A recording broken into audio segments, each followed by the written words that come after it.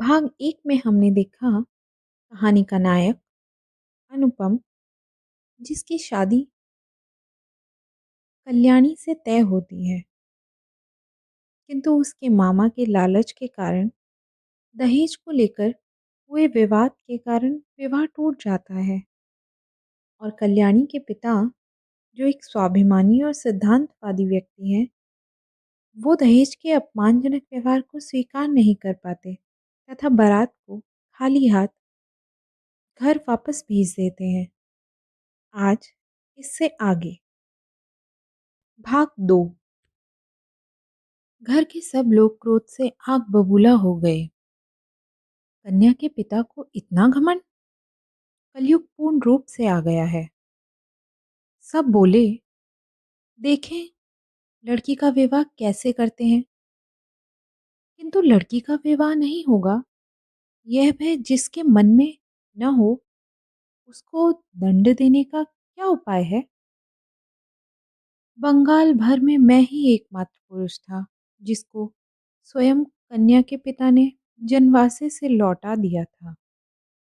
इतने बड़े सत्पात्र के माथे पर कलंक का इतना बड़ा दाग इस दुष्ट ग्रह ने इतना प्रचार करके गाजे बाजे से समारोह करके आंक दिया। बाराती यह कहते हुए माथा पीटने लगे कि विवाह नहीं हुआ, लेकिन हमको धोखा देकर हिला दिया। संपूर्ण अन्न सहित पकवाशन निकाल कर वहां फेंक आते तो अफसोस मिटता। विवाह के वचन भंग का और मानहानि का दावा करूंगा, कहकर मामा घूम घूम कर शोर मचाने लगे। हितैषियों ने समझा दिया कि ऐसा करने से जो तमाशा बाकी रह गया है वह भी पूरा हो जाएगा।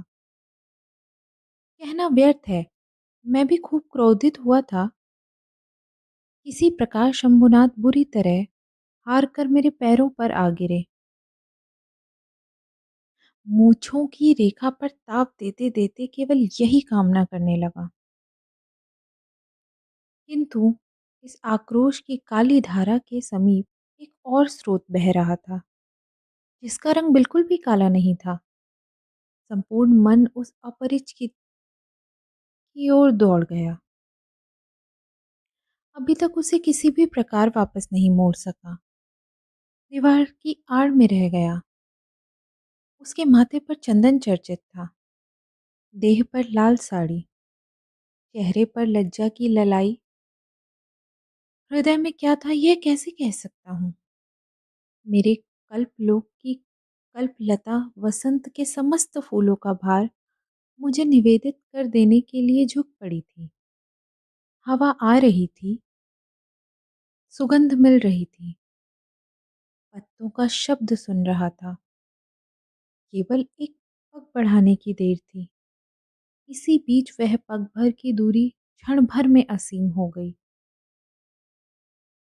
इतने दिन तक रोज शाम को मैंने वीनू दादा के घर जाकर उनको परेशान कर डाला था।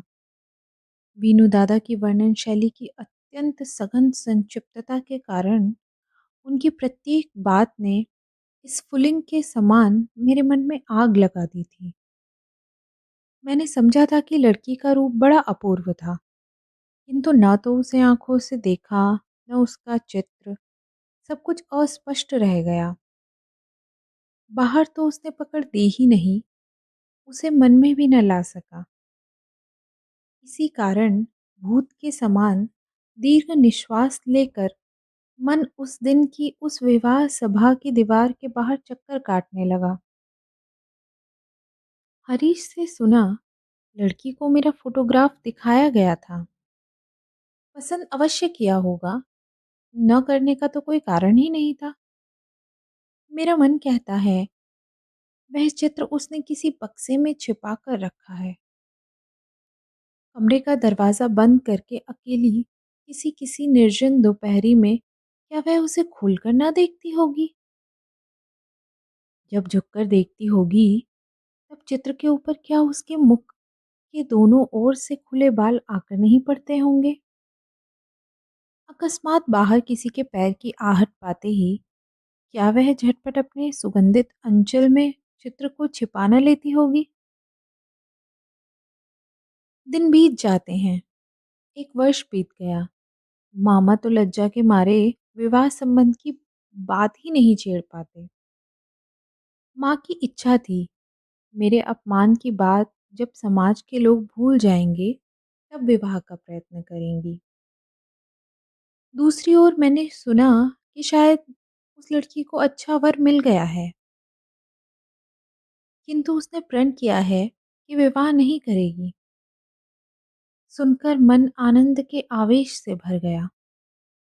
मैं कल्पना में देखने लगा, वह अच्छी तरह खाती नहीं, संध्या हो जाती है, वह बाल बांधना भूल जाती है। उसके पिता उसके मुख की ओर देखते हैं और सोचते हैं, मेरी लड़की दिनों दिन ऐसी क्यों होती जा रही है। अकस्मात किसी दिन उसके कमरे में आकर देखते हैं, लड़की के नेत्र आंसुओं से भरे हैं। पूछते हैं, बेटी तुझे क्या हो गया, मुझे बता। लड़की झटपट आंसू पोंछ कर कहती है, कहाँ, कुछ भी तो नहीं हुआ पिताजी। बाप की इकलौती लड़की है ना, बड़ी लाडली लड़की है। अनावृष्टि के दिनों में फूल की कली के समान जब लड़की एकदम मुरझा गई तो पिता के प्राण और अधिक सहन न कर सके। मान त्याग कर वे दौड़कर हमारे दरवाजे पर आए। उसके बाद उसके बाद मन में जो काले रंग की धारा बह रही थी, वह मानो काले सांप के समान रूप धरकर फुफकार उठी। उसने कहा, अच्छा है, फिर एक बार विवाह का साथ सजाया जाए, रोशनी जले, देश विदेश के लोगों को निमंत्रण दिया जाए। उसके बाद तुम वर के मोर को पैरों से कुचलकर दल बल लेकर सभा से उठकर चले आओ। किंतु जो धारा अश्रुजल के समान शुभ्र थी, वह राजहंस का रूप धारण करके बोली, जिस प्रकार मैं एक दिन दमयंती के पुष्पवन में गई थी, मुझे उसी प्रकार एक बार उड़ जाने दो। मैं विरहनी के कानों में एक बार सुख संदेह देख आऊं। इसके बाद उसके बाद दुख की रात बीत गई। नववर्ष का जल बरसा। म्लान फूल ने मुंह उठाया।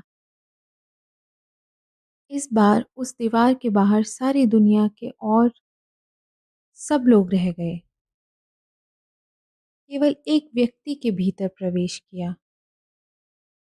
फिर मेरी कहानी खत्म हो गई।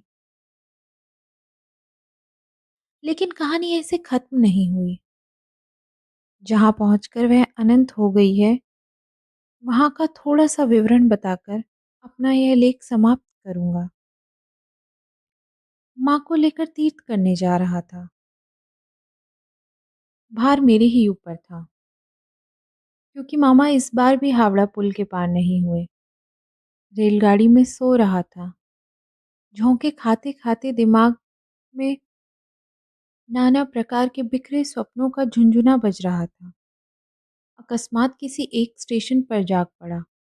वह भी प्रकाश अंधकार मिश्रित एक स्वप्न था।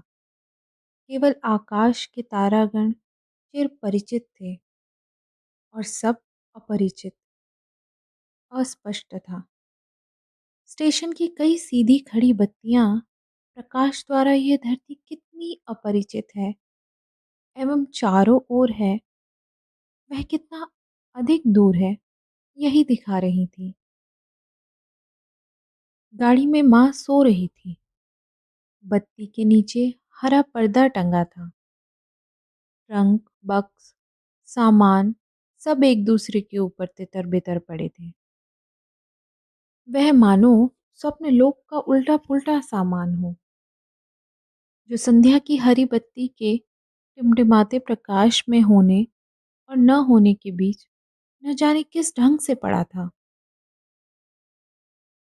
इस बीच उस विचित्र जगत की अद्भुत रात में कोई बोल उठा, जल्दी आओ। इस डिब्बे में जगह है। लगा जैसे गीत सुना हो।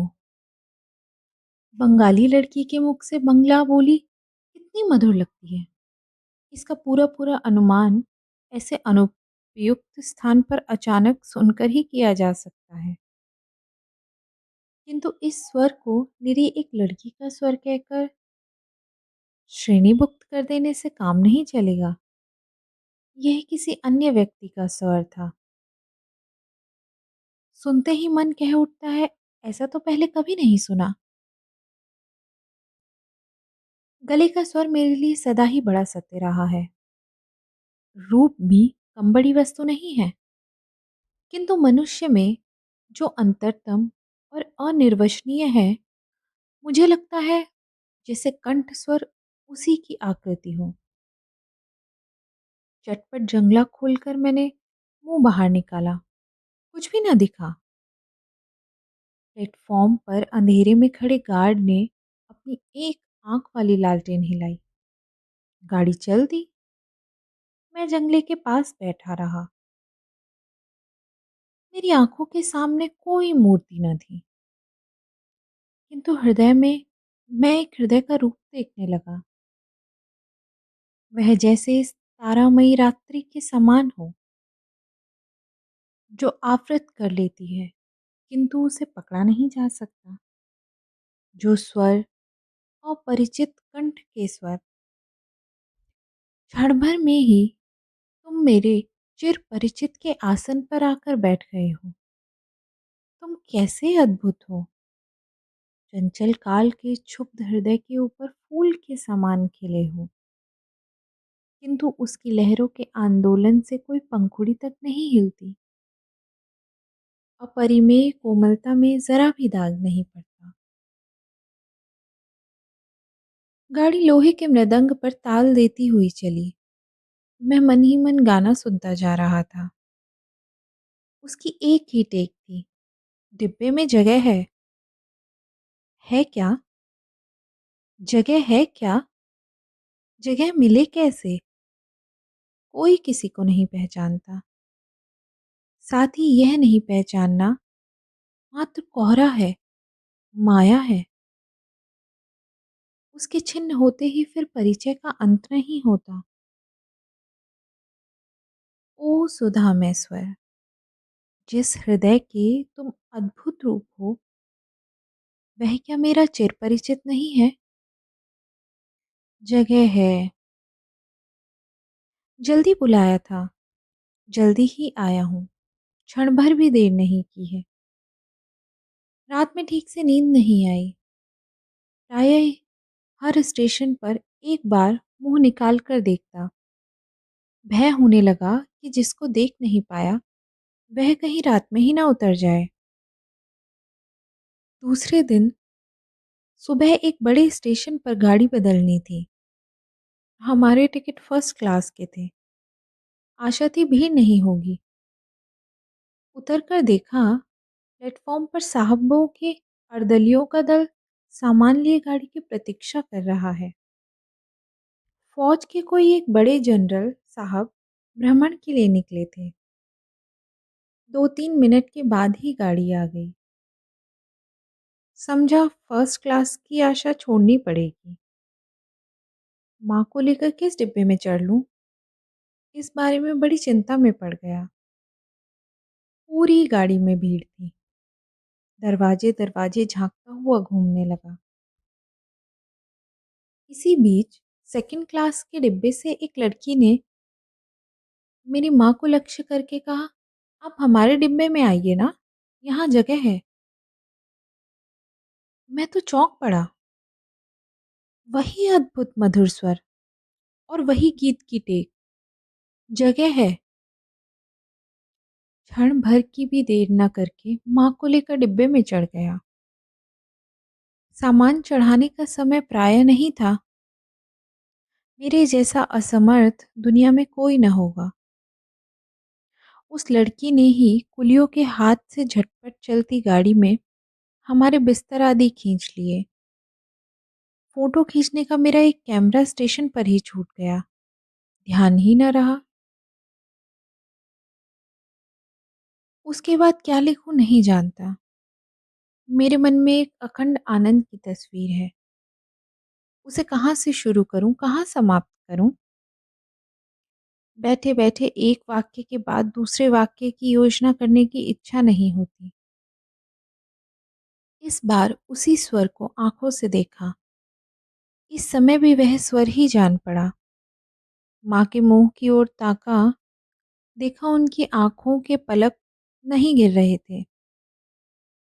लड़की की अवस्था 16 या 17 की होगी, किंतु नवयौवन ने उसके देह मन पर कहीं भी जैसे जरा भी भार न डाला हो।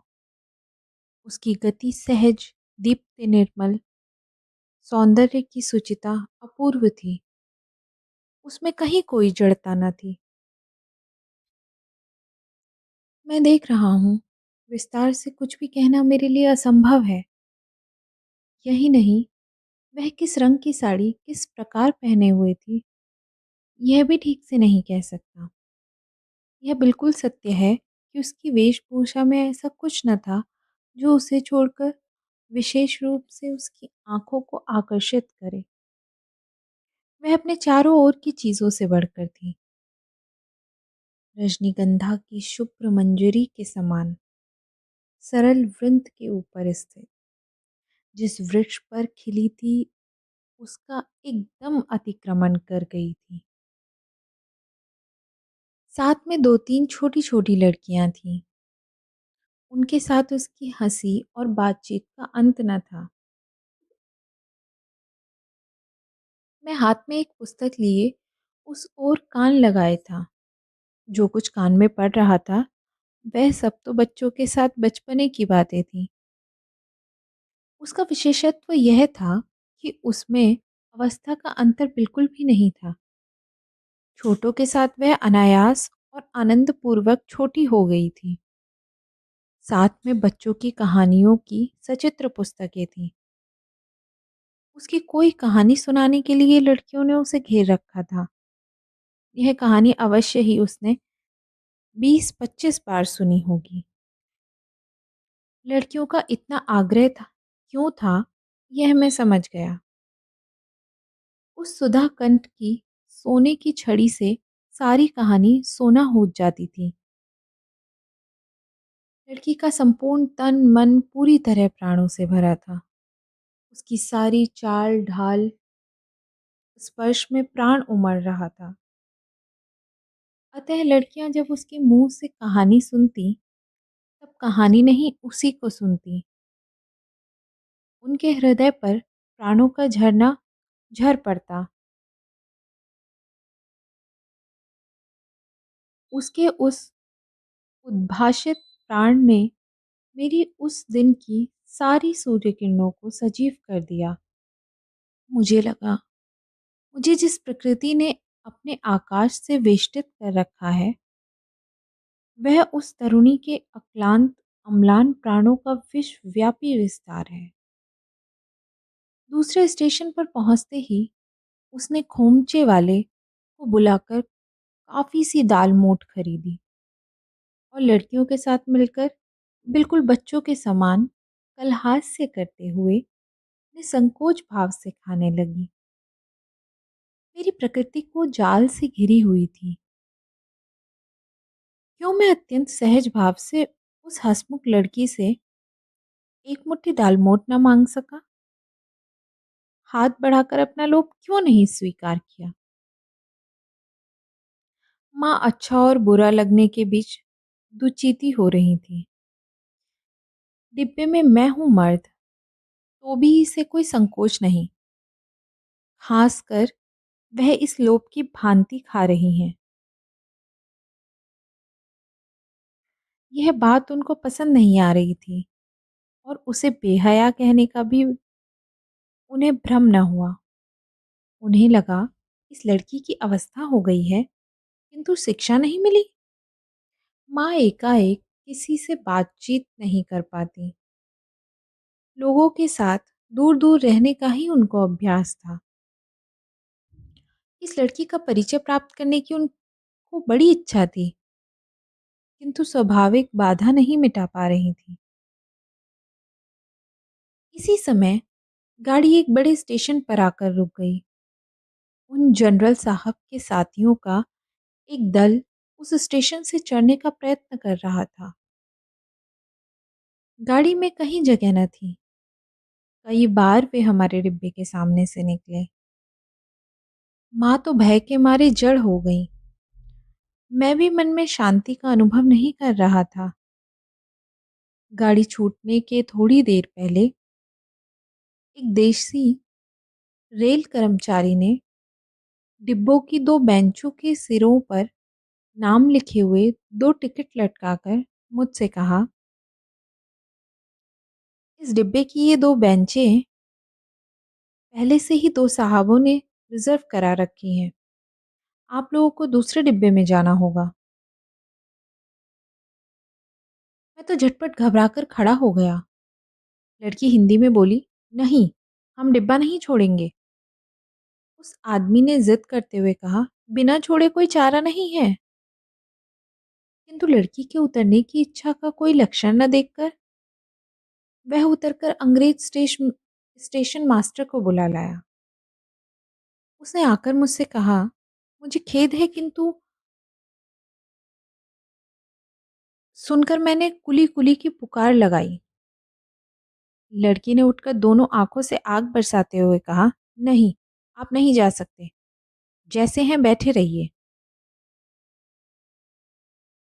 यह देखकर उसने दरवाजे के पास खड़े होकर स्टेशन मास्टर से अंग्रेजी में कहा, यह डिब्बा पहले से रिजर्व है, यह बात झूठ है।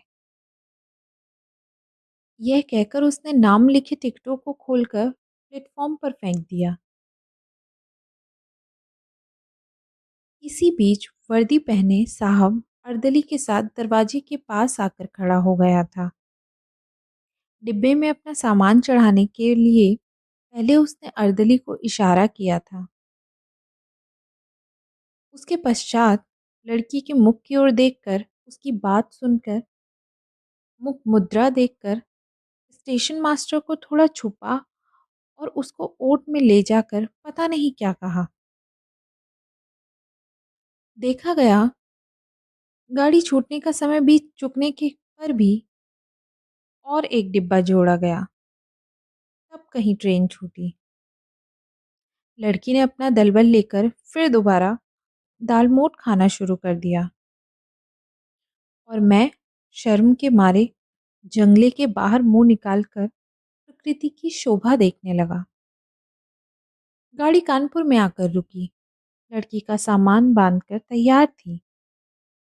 स्टेशन पर एक अबंगाली नौकर उनको उतारने का प्रयत्न करने लगा। तब फिर मेरी माँ से न रहा गया। उन्होंने पूछा, तुम्हारा नाम क्या है बेटी? लड़की बोली, मेरा नाम कल्याणी है। सुनकर माँ और मैं दोनों ही चौंक पड़े। तुम्हारे पिता? वे यहाँ डॉक्टर हैं। उनका नाम शंभुनाथ सेन है। उसके बाद ही वे उतर गईं।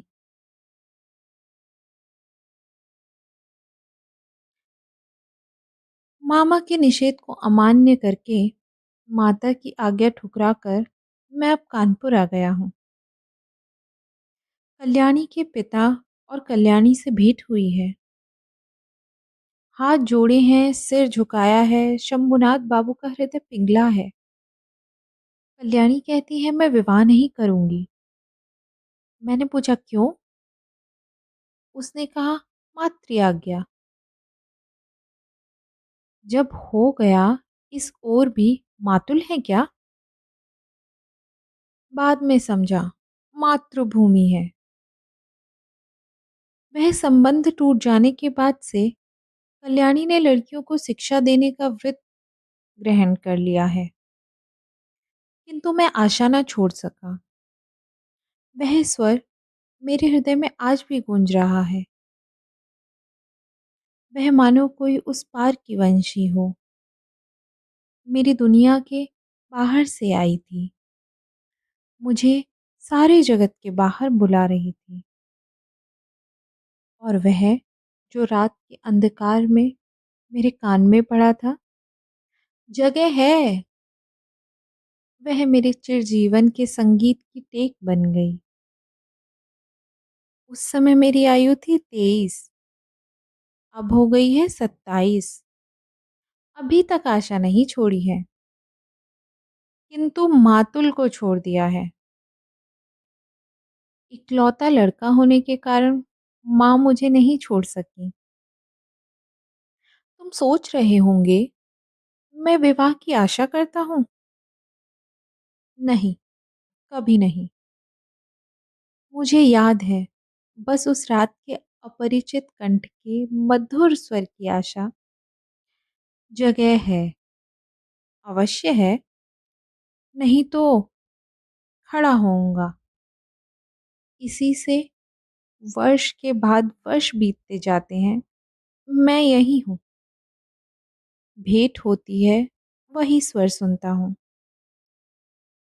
जब अवसर मिलता है, उसका काम कर देता हूँ और मन कहता है, यही तो जगह मिली है।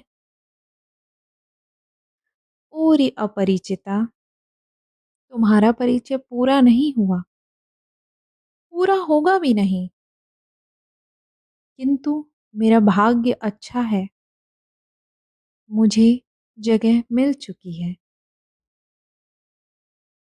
धन्यवाद।